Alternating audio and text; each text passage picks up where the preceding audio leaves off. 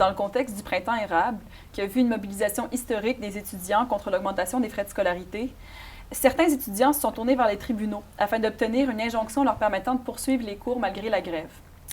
Ce geste, qui a été ensuite copié par plusieurs autres par la suite, a constitué une menace importante au droit historique des associations étudiantes de faire la grève, et plusieurs ont vu dans ce combat une opposition entre deux visions de l'université, soit, d'une part, une institution dont la mission devrait se limiter à répondre aux besoins économiques de la société et à leur clientèle étudiante, et d'autre part, une vision inscrite dans la longue durée, qui perçoit l'université comme un lieu de collégialité, de recherche et de transmission des savoirs qui devraient être indépendants des injonctions politiques et économiques. De fait, la grève étudiante est aussi ancienne que les universités elles-mêmes et plonge ses racines à l'époque médiévale.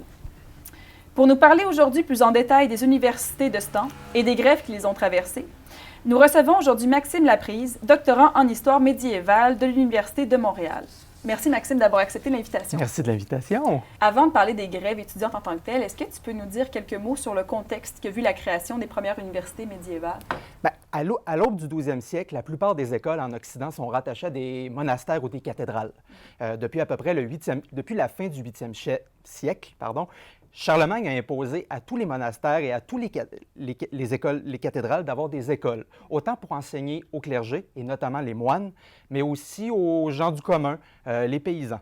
Bon, cette dernière pratique-là va rapidement tomber, faute d'intérêt, mais les écoles cathédrales et les écoles de monastères vont se maintenir partout en Europe. Progressivement, ce sont surtout dans les villes que ces écoles-là vont prendre en importance. Et ça, c'est lié nécessairement au développement urbain auquel on assiste au milieu et à la fin du 12e siècle.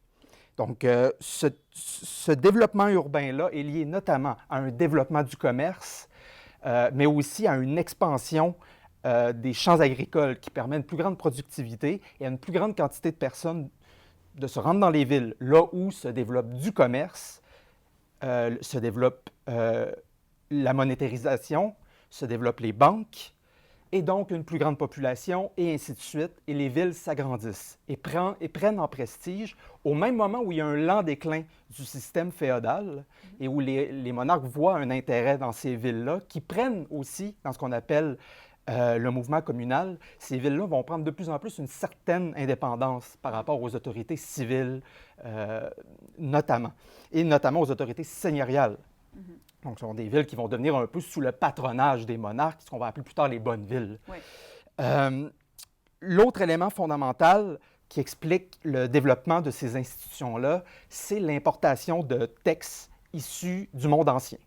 Donc, il y a un certain nombre qui avaient été conservés après la chute de l'Empire romain d'Occident, mais un certain nombre de textes vont être importés par l'intermédiaire de Byzance et par l'intermédiaire du monde arabe, comme on sait, qui a été un intercesseur, si je puis dire, des textes anciens, et notamment par l'intermédiaire des croisades. Il y a une multitude de nouveaux textes qui vont entrer en Occident et par un grand travail de traduction du côté des monastères rhénans notamment. Il va y avoir une multiplication des livres et de la connaissance accessible en Europe occidentale. Donc là, il faut rejeter l'idée d'une période d'obscurité où les textes anciens ne reviennent qu'au moment de la Renaissance. On parle d'ailleurs d'une Renaissance du 12e siècle. Quelles villes les premières universités ont-elles été créées et pourquoi ces villes-là en particulier, si on peut le justifier ou si on peut trouver la raison derrière ça?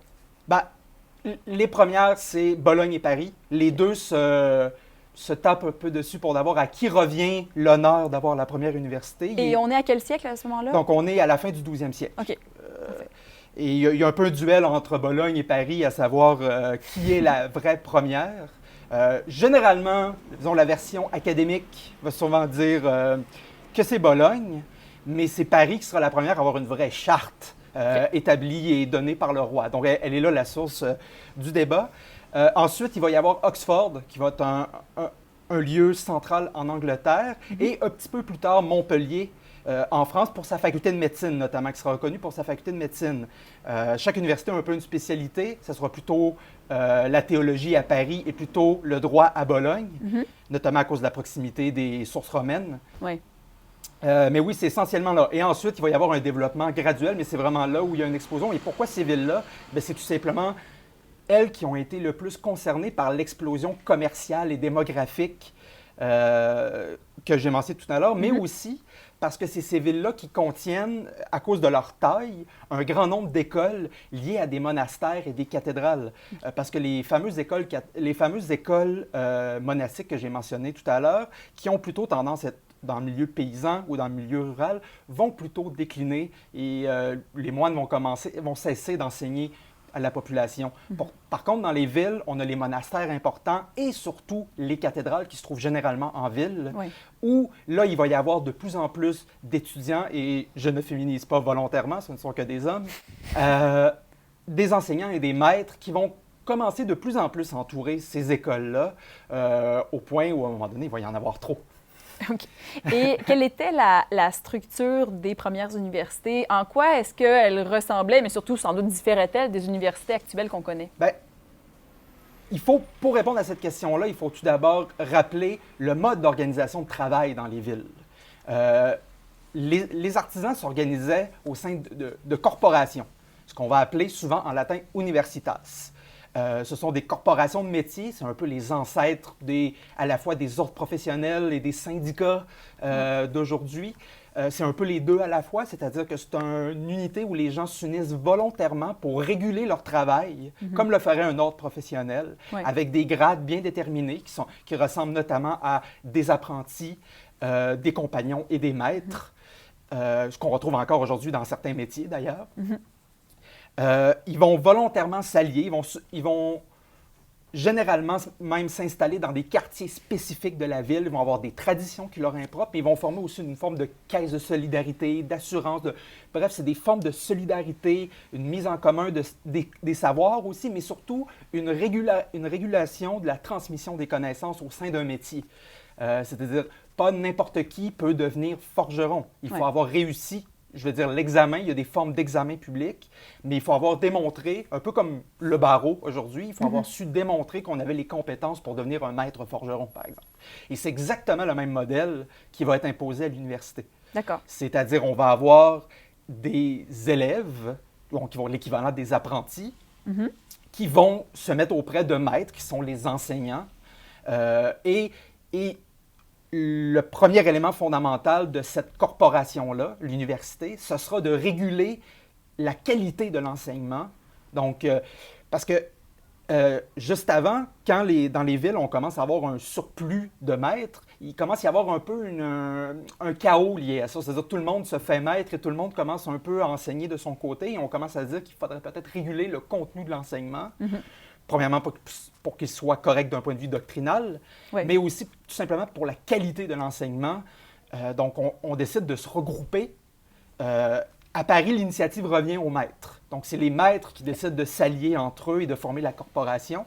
À Paris, c'est plutôt les étudiants. Donc, c'est à Bologne, pardon. À Bologne, oui, c'est ça.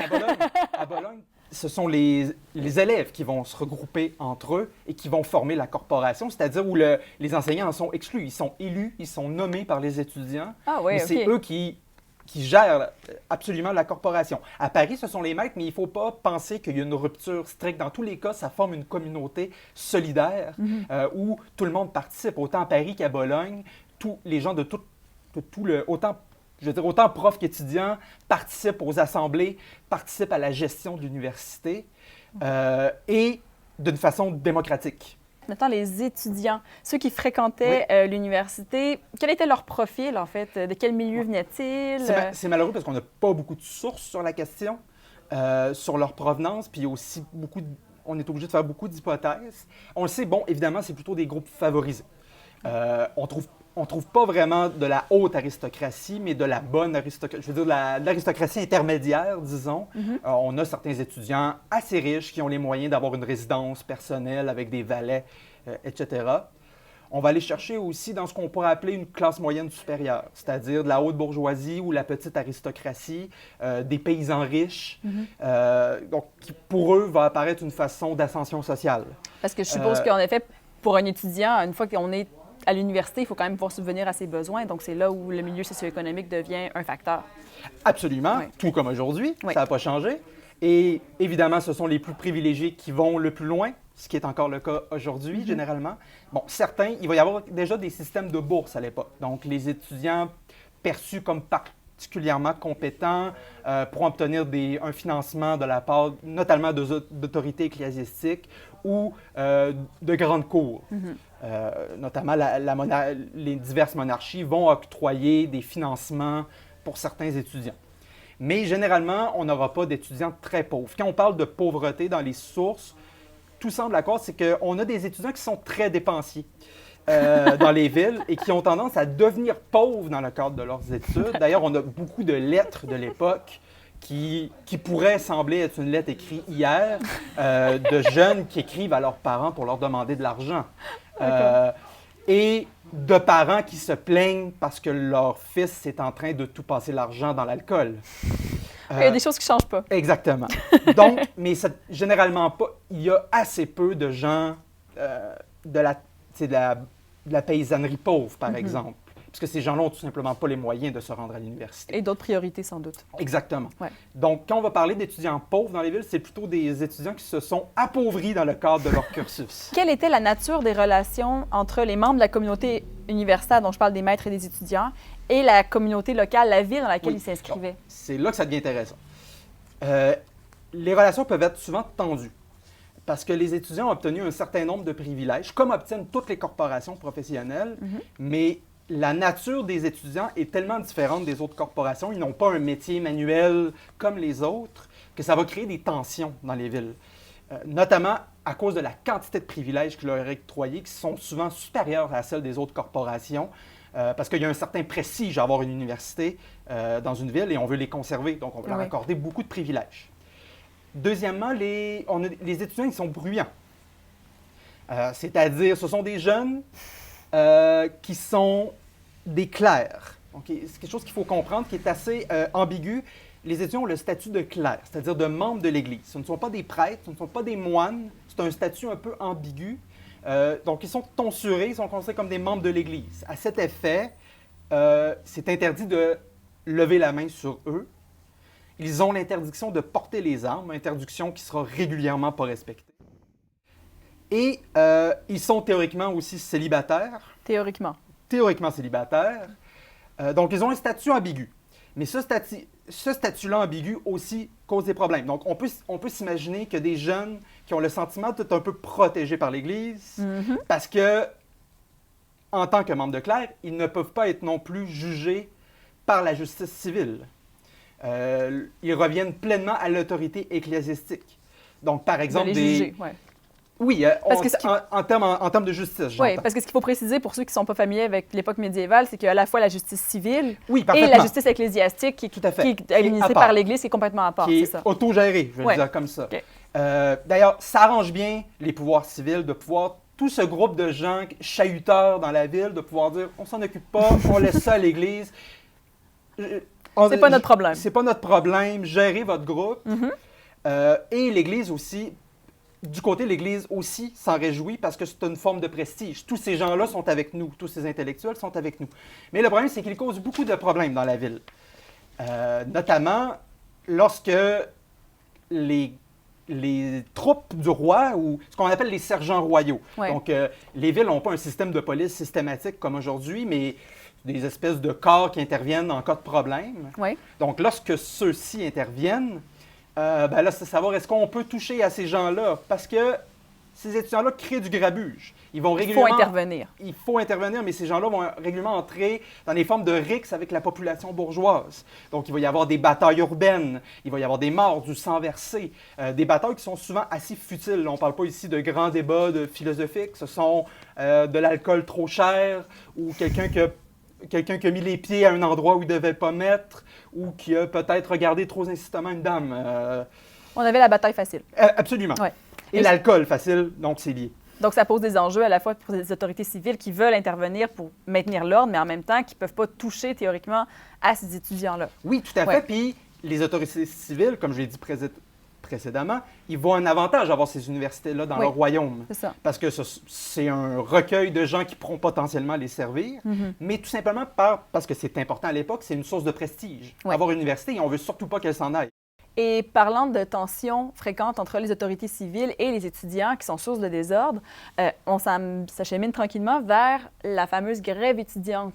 Dans quel contexte est-ce qu'on voit les premières grèves apparaître? Est-ce que ce sont des grèves seulement étudiantes ou les maîtres sont solidaires des étudiants dans le système de corporation, comme tu l'as mentionné précédemment? Donc, si tu peux nous dire quelques mots sur ce contexte-là.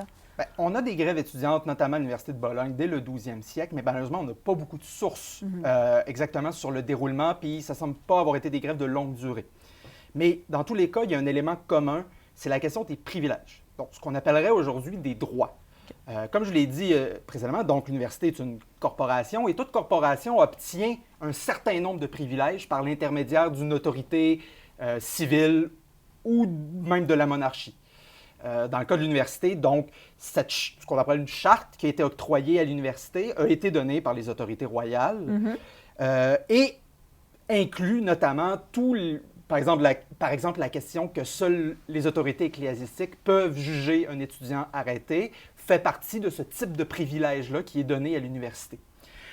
Généralement, donc, les conflits sont liés à ce non-respect des privilèges-là par généralement ou bien les autorités de l'Église ou les autorités, je vais dire, civiles. Donc, je pense que la meilleure façon d'expliquer le déroulement d'une grève et à quoi ça peut ressembler, c'est donner l'exemple de la plus connue, celle pour laquelle on a le plus de sources et qui a été le plus documentée, c'est celle de l'Université de Paris au 13e siècle. Donc, tout commence, la date, le 26 février 1229. Il y a un groupe d'étudiants dans un thème qui ne vous étonnera pas. Des étudiants se rendent dans une auberge un peu hors de la ville, à Saint-Marcel, et commencent à se plaindre que le vin est trop cher. S'ensuit une bataille avec le tenancier. Tenancier qui fait venir ses collègues qui habitent à côté, qui arrivent en groupe pour se défendre. Les étudiants se sauvent et ça finit là pour la soirée. Le lendemain, les étudiants reviennent, mais ils ont ameuté tous leurs amis, leurs collègues. On est dans une logique, donc une logique corporative de profonde solidarité entre les groupes. Hein. Ouais. Et même certains maîtres se joignent au groupe. Ils arrivent armés de bâtons, armés d'armes, ce qu'ils n'ont pas le droit de faire, soit dit en passant. Et il y a tout simplement une émeute. Ouais. Les sergents royaux sont obligés d'intervenir. Et semble-t-il, c'est toujours difficile d'avoir des résultats de l'époque parce qu'évidemment, tous les commentateurs sont partiaux. Mais un commentateur de l'époque souligne qu'il y aurait eu plus de 300 étudiants lancés dans la Seine. Ah, ça fait du monde. C'est difficile à savoir, est-ce que le 300 est bon, mais il semble effectivement qu'il y a eu beaucoup de blessures et des étudiants tués par les autorités royales, ou du moins les agents du roi.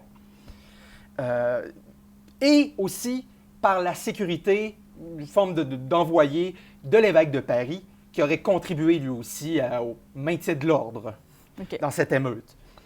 Le lendemain, les maîtres, donc la corporation qui est contrôlée par les maîtres, se révoltent pour deux raisons. Premièrement, par pure solidarité avec les étudiants, considèrent que des membres de leur groupe ont été attaqués et c'est inacceptable. Mais aussi, et par-dessus tout, les privilèges de l'université n'ont pas été respectés parce qu'on a levé la main sur des membres du clergé, particulièrement sur des universitaires, ce que les autorités royales n'ont pas le droit de faire. Ils auraient dû calmer le jeu sans outrepasser ces privilèges-là. Donc, tout ce groupe décide d'envoyer des représentants auprès de la régente de l'époque. Le roi est trop jeune, donc c'est une régente, la fameuse Blanche de Castille, envoie un contingent pour représenter le groupe. Les intérêts. Les intérêts, tout à fait, et demande que soient jugés les responsables du côté des autorités civiles et que soient pleinement reconnus.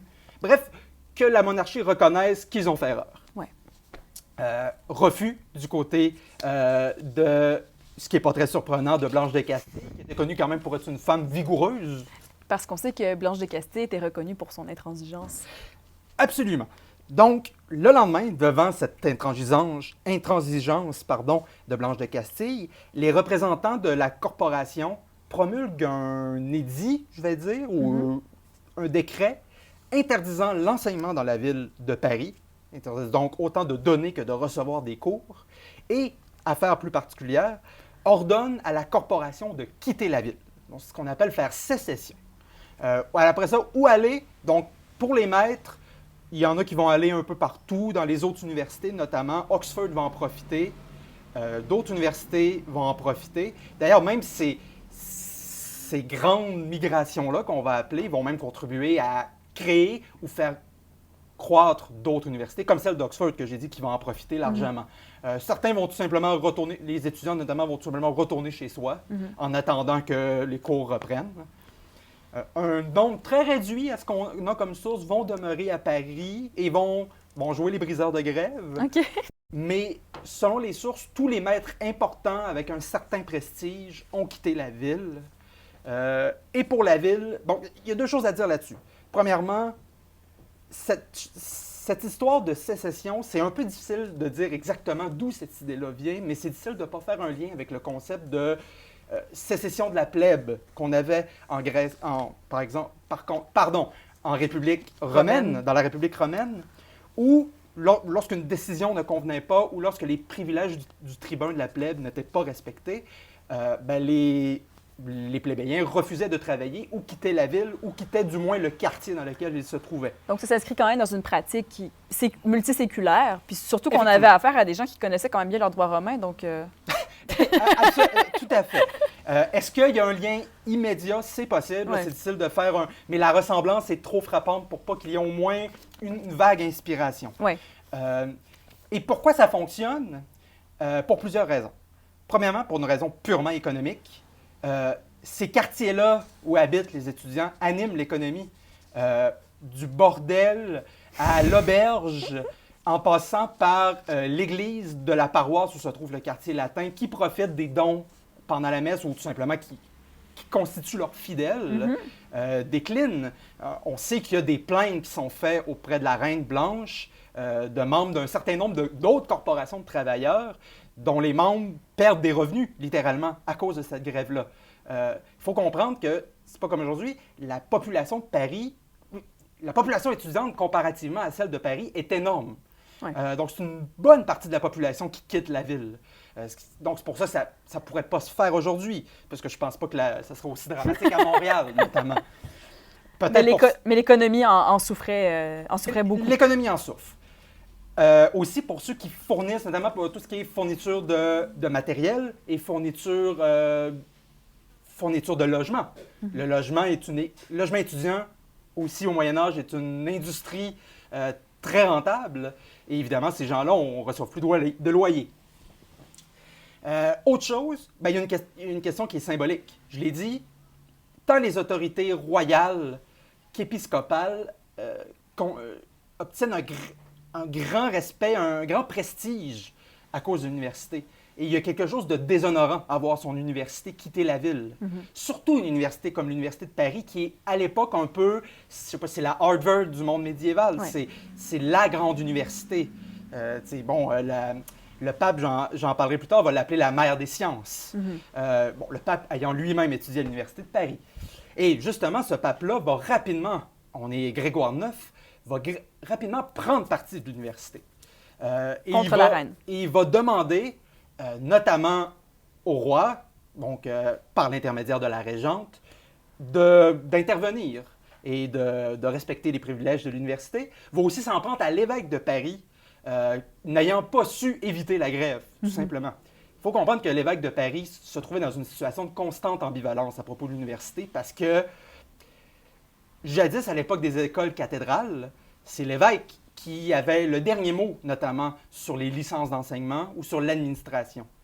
Sauf que plus l'université obtient des privilèges, plus les représentants de l'évêque deviennent des espèces des gouverneurs généraux. Ils perdent du pouvoir. Ils perdent du pouvoir et deviennent des fonctions purement symboliques. Ouais.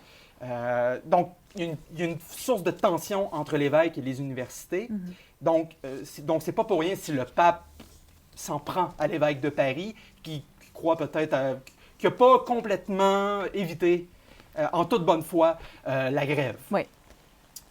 Voilà. Donc, à ce moment-là, le pape devient un allié des étudiants et des maîtres qui sont partis faire la grève. Combien de temps va durer à peu près cette grève-là de Paris? Et est-ce que c'est à partir de ce moment-là qu'on reconnaît cette espèce de droit de grève de la part des étudiants et des maîtres? Elle va durer 2 ans. Ah, c'est long. Donc, tout à fait. C'est une pas pire grève. On a battu la grève de 2012. Oui. Donc, ça va durer 2 ans. Puis, la seule chose qui va mettre un terme à la grève, parce qu'il y aura des tentatives de Blanche de Castille, de dire ah non, revenez, on va respecter vos privilèges, mais c'est souvent considéré comme trop peu, trop tard, avec des phrases juste Blanche n'apporte pas de nouveaux droits, elle fait juste dire nous allons respecter les droits qui étaient déjà là. Alors qu'à ce moment-là, pour réparer un peu, là, rebâtir les ponts, il fallait un peu plus. Ouais. Il fallait un peu plus, mais aussi, on a une communauté universitaire qui commence à se reconnaître elle-même comme une communauté indépendante, qui commence aussi à souhaiter de nouveaux droits. Ah bon, qui reconnaît aussi qu'il y a conscience de son poids politique. Exactement. Ouais. Et c'est la bulle papale Parens Scientiarum. Ton latin est mieux que le mien. Bon, je suis contente que tu le dises. Donc, une bulle fulminée 2 ans plus tard, on dit fulminer une bulle, qui, en fait, cède complètement. Donc, en fait, évidemment, il ne revient pas l'autorité du pape de mettre théoriquement un terme à la grève, mais il ne faut pas oublier qu'on est à l'époque où le pape est à l'apogée de sa puissance en Europe occidentale. Si le pape déclare quelque chose, on l'écoute, même si on est le roi de France. Et cette bulle-là, qu'est-ce qu'elle demande, en fait, concrètement? Bien, premièrement, les trucs de base, c'est la reconnaissance des privilèges qui étaient déjà présents, c'est-à-dire une interdiction formelle, par exemple, au pouvoir séculier d'intervenir et de lever la main sur les élèves. Rappelle tout de même aux élèves de ne pas porter, qui n'ont pas le droit de porter d'armes et qui doivent avoir un mode de vie plus calme et plus respectable. Mais outre ça, il y a un accroissement du droit au maître de décider qui entrera parmi eux.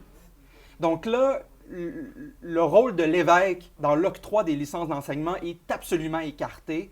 Il y a encore on va appeler ça du rubber stamping aujourd'hui. Donc il y a encore un sceau qui est apposé par le chancelier du pape, mais il s'engage presque formellement à ne pas pouvoir imposer de veto sur la question. D'accord. Donc ça, c'est le premier élément. Deuxièmement, on reconnaît pleinement le droit de grève. Donc, ce qui vient de se produire, on reconnaît la légitimité dans certains cas spécifiques.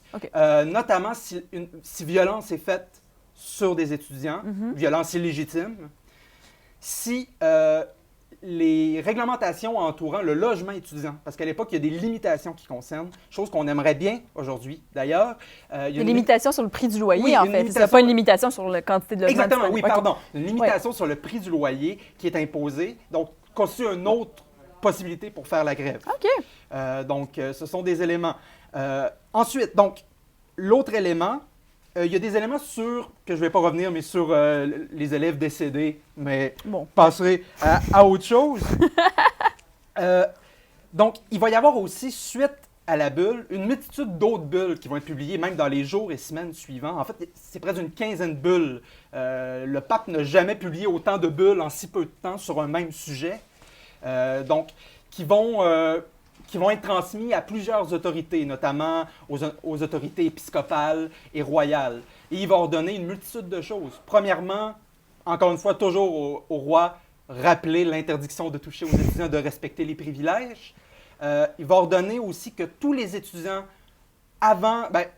au moment du déclenchement de la grève, jusqu'à sa fin, que tous les étudiants soient pardonnés, autant par les autorités civiles qu'épiscopales, soient pardonnés de tout crime dont ils pourraient être accusés. À la fois dans la justice civile et... Oui, exactement.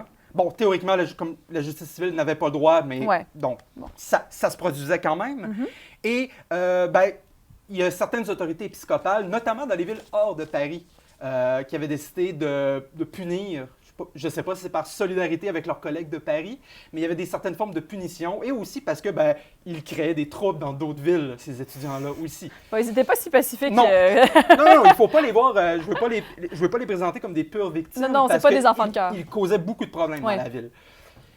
Surtout qu'ils étaient conscients de leurs privilèges. Donc, ils en abusaient. Et ils en abusaient. On ordonne aussi la création d'une genre de commission d'enquête ou une forme d'enquête sur les violences qui ont été faites sur les étudiants au moment du déclenchement. Il n'y aura pas vraiment de débouché là-dessus, mais symboliquement, ça envoyait un message tout de même. Autre élément important, c'est qu'on octroie à l'université le droit de fixer le contenu de l'enseignement. C'était déjà plus ou moins un droit acquis. Dans l'usage. Dans l'usage, mais il y avait encore des interventions, notamment de l'évêque de Paris, sur certains éléments. On bloquait particulièrement plusieurs écrits d'Aristote, qu'on considérait comme non appropriés d'un point de vue doctrinal. Mais évidemment, il y a des limites à ne pas dépasser pour cette liberté d'enseignement-là. On ne tolérait pas quelqu'un qui sombrerait complètement dans l'hérésie. Mais tout de même, il y a on augmente le droit de naviguer, la taille de l'espace de navigation pour les maîtres. Donc, on laisse entrer une bonne partie, notamment du corpus aristotélicien, ou des auteurs, et même d'auteurs arabes, notamment pour les questions de la médecine. Ce qui bénéficie beaucoup à l'enseignement aussi. À l'enseignement, mais aussi d'un point de vue strictement intellectuel, l'entrée du corpus aristotélicien va construire une forme de révolution intellectuelle et il va permettre le développement de la pensée théologique.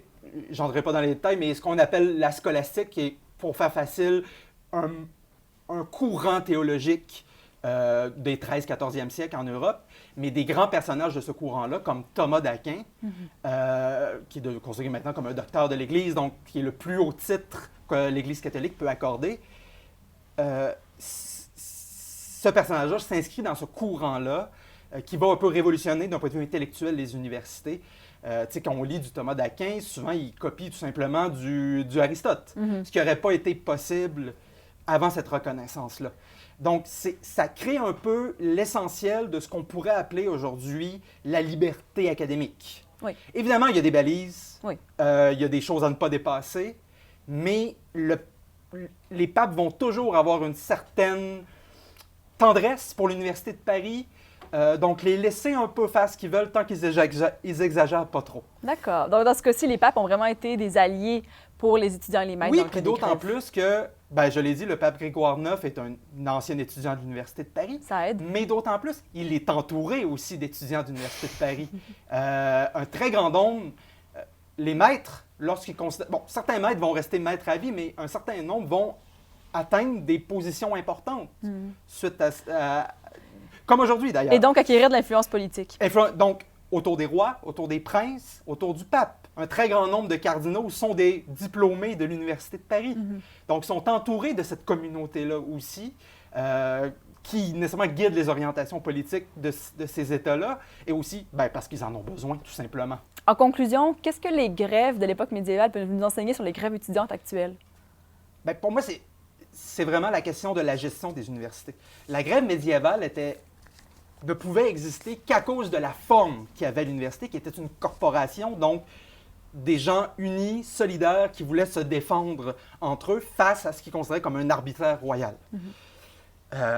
Mais évidemment, ce corporatisme-là, qui est aujourd'hui un terme péjoratif, dans ce côté-là, il y a quelque chose de beau, presque romantique, l'idée de cette communauté universitaire qui se tient entre elles. Mais aussi, ça nous dit quelque chose sur la gestion des universités. Aujourd'hui, les universités, c'est devenu des formes de grandes structurées comme des grandes multinationales. Ils ont de la marchandise, ils ont des clients, ils sont présents à l'international, ils ont des représentants à l'étranger pour faire de la promotion, de la pub, littéralement. Mais aussi, c'est constitué d'une bureaucratie. C'est devenu une institution assez monolithique. Donc, il y a encore quelques universités qui vont avoir l'équivalent de conseils où les gens peuvent intervenir, mais souvent ces conseils-là sont purement consultatifs. Ou il va y avoir quelques étudiants qui vont être là pour faire joli, mais il n'y a plus vraiment d'universités qui ont des réelles assemblées décisionnelles constituées par les membres de l'université. Puis quand j'entends les membres de l'université, c'est le corps enseignant et le corps étudiant. Généralement, on va y avoir des administrateurs qui, oui, jadis étaient professeurs, mais qui se sont séparés du corps et qui deviennent des administrateurs qui ne sont pas révocables, où leurs mandats sont plutôt de longue durée et qui rentrent dans une forme de dynastie administrative. Et là, je ne prétends pas ici avoir la solution de comment structurer une université, parce qu'il y a quand même un monde contemporain à prendre en considération, mais je pense que ça nous incite à réfléchir sur cette idée-là de gestion des universités, parce que donner le droit aux étudiants, étudiantes maintenant, et aux maîtres, donc je veux dire les chargés de cours et les professeurs, d'intervenir dans la gestion des universités, puis aussi de réfléchir sur la mission des universités au-delà d'une logique purement marchande. Ça me semble quelque chose d'intéressant que la grève de l'Université de Paris nous ramène.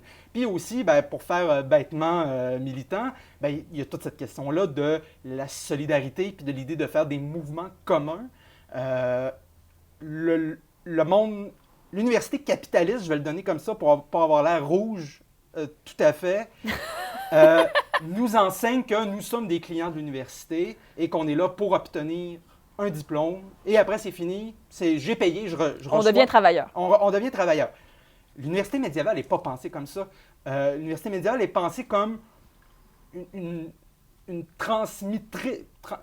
Elle est là pour transmettre le patrimoine. Donc, évidemment, à cette époque-là, c'est plutôt un patrimoine chrétien. Ouais. Mais il y a quand même quelque chose d'un peu, sans vouloir rentrer dans le romantisme, mais quelque chose qui est un peu plus élevé que purement former des travailleurs. Il y a l'idée de créer d'une communauté intellectuelle. Tu sais, la plupart des grands finissants des universités deviennent avant tout des philosophes, des penseurs. Il y a peu d'universités qui ont pour ambition de créer des penseurs aujourd'hui, mais former des cadres, plutôt. Donc, cette vision-là d'une université qui est là justement pour transmettre le patrimoine intellectuel de l'humanité, le patrimoine artistique de l'humanité, c'est un modèle qui se perd graduellement depuis le 19e siècle, avec l'émergence du capitalisme, tout simplement.